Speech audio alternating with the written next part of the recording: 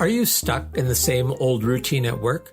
Do you find yourself hitting a creative wall, unable to see beyond your current perspective? It's time to break free and unlock the power of fresh perspectives.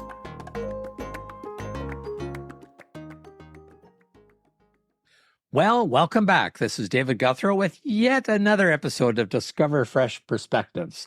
And here I am with Michelle Ricketts today. And, Michelle was interested in talking a little bit about fitness, but kind of from a different angle, not about as a fitness instructor, but we're just going to explore a little bit about why it's so important in Michelle's life and how she came to it. So, Michelle, welcome. So glad to have you here. Thank you, David. I'm so pleased to be here chatting with you today. And Michelle, I know that you're a business person and work in that environment, but you said, I kind of like to talk a little bit about fitness. So tell me a little bit more about why and how you came to that as something you'd like to speak about. Exactly. Well, fitness has been huge in my life since very early on. I started actually back in, I want to say probably high school, with doing track and field. And my coach at the time, wonderful lady, and I was able to do track and field then and did some what we call partner cities with CANUSA. It was the Canadian U.S. Games. That's CANUSA. Okay. And we were in Flint, Michigan, of all places. So did that a number of years, and we would go back and forth. One year they came, etc. So that was sort of my foray into fitness. Okay. But even before that, my mom, when we were little, we did ballet, and she did for posture. And then also I did diving, which was interesting because I couldn't swim. Oh. So I would dive in, and then after a while, I think a few lessons, they said, you really need to learn to swim. The dog paddle at the bottom of the pool isn't the best way to get to the edge. So I did learn to swim. But that was kind of my foray originally into athletics. And then since then, what's kind of kept you in it? Because a lot of people started, they do it when they're young, and then they stop for whatever reason. But you've maintained it. So tell me more about that story. Yeah, well, and I have, and so after track and field, and I did some other things after high school with track and field, but nothing highly competitive, but enough to keep me interested. And with that, I started doing weights. And now a lot of athletes do weights with their training, but back then it wasn't as popular. But doing weights got me into bodybuilding, which I did in my early 20s. And I actually did. I competed as a bodybuilder, amateur, of course, nothing professional, but competed in individual women's and couples, which was, again, not very popular back then, but I really enjoyed it because it was more fluid, right? And more interesting. So I've never heard of couples bodybuilding. What's that all about? Yeah. So you don't necessarily, obviously not necessarily your actual partner or couple, because you want your bodies to match, not necessarily your spirits to match. And so the bodies being similar as you stand side by side and you do side by side posing, and it is still, or was back then, and I believe still is, to music, but it's more of a routine than it is just the poses and postures, and a little bit more fluid than individuals. So I enjoyed it a lot more. So I'm still just trying to picture this. I mean, my view of bodybuilding is really, really narrow. So, typically it's been on TV where the guys that are bulked up and they can't put their elbows together or anything like that. So I'm trying to picture, couples and are you doing exactly the same thing beside each other? Does each person hold one end of the barbell, which would probably be a little dangerous, I suspect. Well, when you're doing a competition, there are mandatory poses, and I don't remember them all, quite honestly, but there's, I want to say, 5 to 7 mandatory poses. So as you go through those, you're demonstrating and showing the physique. So both the male and the female standing side by side, you're both going through the poses at the same time with couples. And then from there, you also have a routine. So it's very, I'll say, choreographed. Okay. But they're really looking at your physiques and how they match, but also with couples, they're looking at your unison to some extent. So it kind of feels like this may not be a good comparison, but doing mandatory figures in in dance Ice or skating. in ice skating, yeah, where it's got to Yes. be coordinated but very, very smooth. Similar, but no, I wouldn't say it is smooth, but in a different way. But yes, it would be. That's what came to mind to me as you were saying it. Is it would be simple, similar to couples ice skating, where you're doing the mandatory and then you're doing your own routine sort of after that. Yeah. Okay, A so little you're bit. not doing that anymore.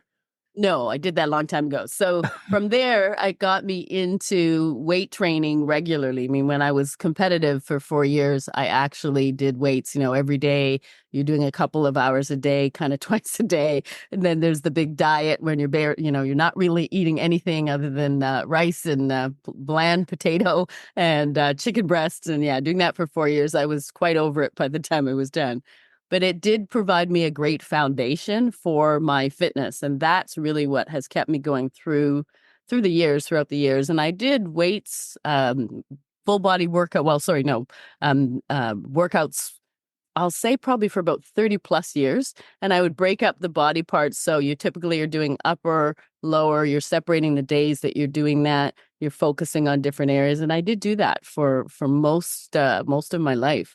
But about 10 years ago, I got a little bored. And I thought, okay, good. I still enjoy my weights and I do a full body workout once a week. But now I do different activities. And over the years, I play tennis and snowboard and ski and do different things as well. But that's not fitness to me. It's just fun. So from a workout perspective, I'm still doing 5 or 6 days a week, but I do yoga and advanced and intermediate classes in yoga, spin workouts either on my own or following an instructor. Do a lot more classes now. Boxing, which I've done over the years, many years, but a boxing class. I'm not getting in the ring. I like my face the way it is. And high interval training. So you're doing the interval type of workouts, just varying up the workouts to keep it interesting. So, I mean that that to me sounds like a huge commitment. And I know you're very busy in your professional life. So excuse me. So, how do you fit it in? Why do you fit it in? Because there's a lot of people that well, discipline seems to be running through all the things you Mm, talked about, like to keep doing things and the repetition and things like that. So, definitely. so like, how do you fit it in with your life, and why do you keep doing it? Like, Yes, yes. obviously you're talking to someone who doesn't, right? So that's the perspective I'm coming at this from. Should I? Yes. Do Mhm. I? No. Yeah, and there's a lot of people that have that perspective, David. So the how is in the morning. So I've always been early morning girl. Not quite as early now as I used to be when I was in corporate. Now working from home, I can get a little bit more sleep, but I'm still at a class at 6:30 or 7 a.m. And I've done morning my entire life. I am not a 5 p.m., 6 p.m. in the gym. You'll never find me going doing any of that at that time of day. I'm tired, don't want to work out then. But the morning, very few people, unless I'm working globally, which I do, very few people want to have a meeting at 6 a.m., 7 a.m. So that's much easier. And if you can get up, getting up is the hardest part. I have people often say, oh, wow, I can't get up. Once you're up and the feet are on the ground, it gets easier from there. And So that's the timing. and how important are classes and doing things with other people? And the reason I ask is that when I worked at Apple many years ago, I went to work out with another colleague, and there were days when I just felt like I do not want to get out of bed, but I Hmm. didn't want to let my partner down. Hmm. So I'd show up, and ultimately we'd both have a great time doing that. So are you kind of do you prefer solitary workouts or classes or partnering, or what's your preference? Yes, and I have always been, I prefer working out on my own. Even when I was bodybuilding and was doing couples, we did some workouts together, but we lived in different cities about 45 minutes away, so most of our workouts were individual.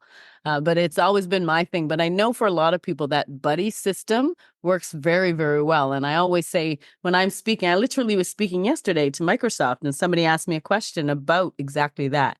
How do I get motivated and if I work by myself? And I said, you don't have to do what works for you. If working out in the morning is not your thing, that's okay. Finding what works for you is the key. And that's what I've done. I'm the morning, I prefer on my own. But if you like working out in the evening and you like working out with a buddy and you want that accountability, that's what you've got to do, because the challenge, David, is to keep it going.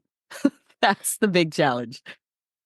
Well, so, and maybe just to put all this in context. So it's not like, oh, you figure I'll just do a little bit of work here and there and do a little bit of fitness. You're a very busy person. Could you say just a little bit about the nature of your work, please, Michelle? Absolutely. Well, I'm a business consultant, so I am working with clients and I work with them globally, so online and locally.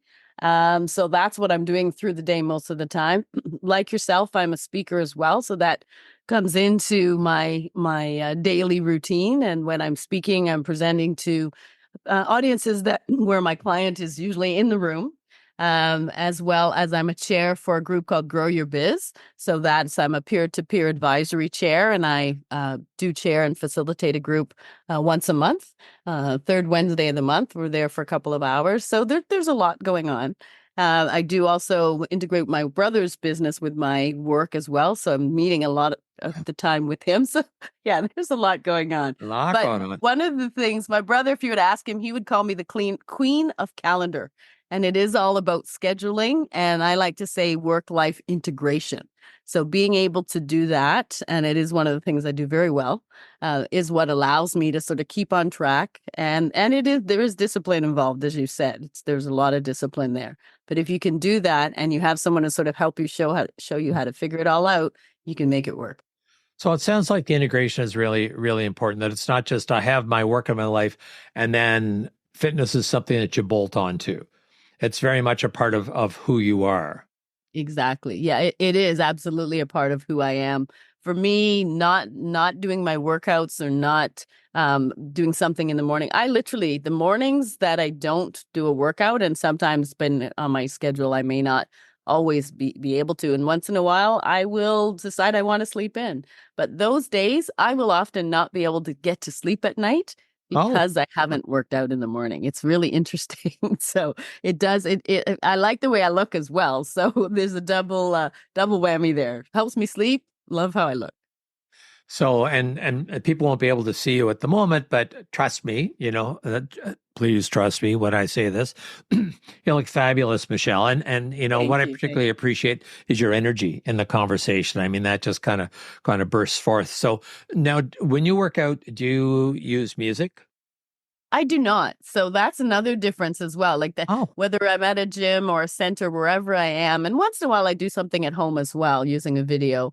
But no, I'm usually somewhere else, and I don't. But that is again, that's something that a lot of people like, and I think that's just old school for me. We didn't grow up in the time when you had earbuds in and you were listening to music. You just listened to whatever music that the fitness center or wherever you were was playing. So I'm very used to that. And it's background for me. It's not something I'm actually listening to. It literally is just the accompaniment to my workout. So I'm fine with not wearing my own music. well, I have to tell you, I'm a little disappointed in this conversation because I was hoping to give people that were listening some tips into like what's the best music to work out to. So right now the answer is none. So that makes a very short conversation. But I will say to your point, a lot of people do like, and they'll create their own playlist. So if somebody's a runner, something that will keep them the pace that they want. Or if you're doing yoga, you definitely don't want something fast paced that's going to get you all up and moving quickly, because you're not moving quickly in yoga. But running or being in the gym, very different. So most people will tailor a playlist to the activity. Okay. Okay. Well, if you were to give someone who wasn't currently disciplined and doing any fitness things, you know, how do you get into it? How do you get started? Because I mean, no one could keep up. At least I can imagine keeping up to your incredible schedule and everything that you do. But the fitness benefits are huge, as are just how you feel in general. But if someone wanted to get started and was intimidated, well, and let's just take weightlifting, because I've heard so many people say that they don't like going into the gym. And I guess it depends on which gym you're in, because the guys just make you feel uncomfortable, right? So like how if you wanted to start going into a gym, how do you pick a good gym? That might be really interesting. Well, and one of the things that I like to do, and I actually did this about probably, I want to say the end of 2022, is try different things. So you can go to different gyms, and most of them will have a trial, whether it's a couple of workouts or even one day or a week, it varies. But go in and do some trials. Don't just say, go walk to a gym and say, okay, show me around now. I'll sign up and try this one. They all have typically where you can do some type of trial and go in and get, so familiarize yourself with it, see how you feel. Because in some cases, you're going to like the layout and the feel of the atmosphere at the gym, and others, you're not going to feel comfortable. But I would also say, for a lot of people, the gym isn't the answer. The Mhm. key to fitness is finding what you like and what you want to do. So you run, you swim, you climb, you bike, you're at home, you're in a studio, whatever it is, they need to find what works for them and then do that. Because if you don't, you're not going to be able to keep it long term, and there'll be no longevity to it. Well, and I think, in life, that's a good practice, like not to try to be like someone else, but, Mhm. to be how, and, you can be the most of yourself when you're doing these kinds of things. Absolutely, absolutely. And so what I did, as I mentioned about a year and a half ago, is I actually went and tried some different types of fitness. And if you're in North America, these are probably studios that are around. So Orange Theory is something we have. F45 is another one that I did, and then a different boxing gym. I went to a few different types of gyms, different yoga studios, and I did 6 or 7. I did floor bar. 6 or 7 different types of workouts just to see some different things that I wanted to do. And then I landed on, and this is me after, 35, 40 years of working out, but changing it up for me is huge because that keeps me interested and it's exciting. So doing something new and different every now and then. And then the other thing I do once in a while too is do some work with a personal trainer for an hour just to have them not show me how to work out, but give me some new workouts. So I did that last December, and a great personal trainer. He gave me some box jumps and different ways to do some different lunges, and combining that with something on the rowing machine. And so I got 3 different work things I can add into my workout that really gave me a fresh perspective on what I was doing. So that's something to keep it interesting. Well, that's, I think that's such an important point that you've been doing fitness for, well, decades, if I was Hmm. counting all the years you were talking about these different things, and still use a coach and still look for things to do different and to get better and improve. And that's kind of like a life lesson about anything. Absolutely. Yeah. Yeah. So is there I haven't, of all the interviews I've done, I never asked this question before. Is there any question that you wish I'd asked because you're dying to answer it? Well, I will throw in a piece that I think I met when I messaged you originally. I mentioned, and it's one of the benefits of my fitness. So I've gone through a few things in my life, and I won't go through all of them, but a few things in particular. I broke both wrists just before I started my consulting business. So I went into that with both wrists broken. I had issues with my heart, both tachycardia, meaning your heart was beating too fast, No. and passed out while driving. And another time fell at a counter when I walked into a shop. And the reason I mention these is not to, kind of alarm people, but the recovery of anything I've gone through, and there's a few more things I won't mention, but the recovery has been amazing because when you go into something, even something as simple as you've hurt you sprained your ankle, or you've hurt your knee or something like that. The fitter you are when you go into things, the quicker you will come out the other side. And any doctor or practitioner, and I use practitioners, everything from chiropractor, acupuncture, or podiatrists, all of these things, different practitioners. But anyone who's I've ever worked with has said, wow, first of all, younger than my age based on my fitness level, as well as the ability to come out of something much faster. I mean, I remember when I blew out my knee. I was playing touch football in my 30s, blew out my knee, and did the triad, which basically is you do the meniscus, the ACL, MCL, and meniscus all at the same time. And the rehab center that I went to, I remember, I think second or third visit, I said to them, I'm not coming back. And they said, why? And I said, because I have to find a new rehab center. The pace you guys are going at, I'll be geriatric by the time you get me back. So you can't treat everyone the same. And that's kind of what they were doing. So being able to go into things fitter, it really serves you well in life. And you don't get hurt as easily if you are doing things and you are being active. Not to say we don't get hurt, because we do, because we're active. But when something happens, you come out of it much better on the other side. Well, and the other thing I think not to forget about is that you talked about discipline. And I know whenever you're recovering from something, the discipline is incredible. And I had two friends, they both had knee replacements. And one did all of his physio. He couldn't wait to get back and climb on the rocks in the cottage and stuff like that around his cottage. And the other just had very sedentary lifestyle. And it probably took him, I would say, 4 times longer to get back to the point where he could do something. But the other thing you remind me of someone else that I interviewed. He was he is 86 years old, and he was whining about the fact that he had to get an e-bike when he had a knee replacement so he could keep up with his riding group until his knee was better. The poor thing. It's like the things to whine about. You think about what other people complain about. No, I had to get an e-bike so I could keep up, and he couldn't wait to get rid of his e-bike. But again, he's a very disciplined cyclist. Like his whole life was around that. So that is so cool.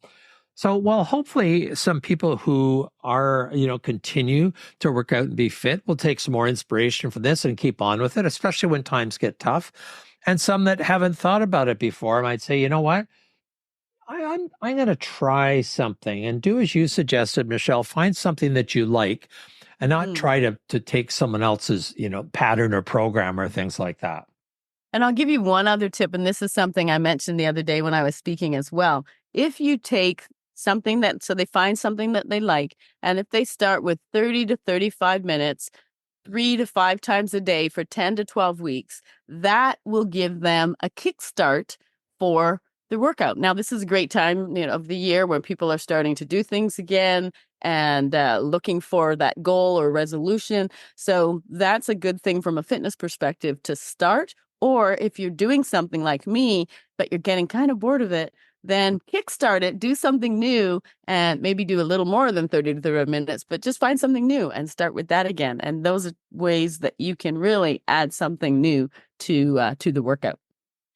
Very cool. And the one thing I know about advice, it's only good if people take it. Take it. Very true, David. So I'm David Guthrow. I've been here with Michelle Ricketts. Thank you very much for being here, Michelle. And this has been another episode of Discover Fresh Perspectives. My pleasure. Thank you, David. Subscribe now, because on Fresh Perspectives, every episode is an opportunity to explore new horizons and redefine what's achievable.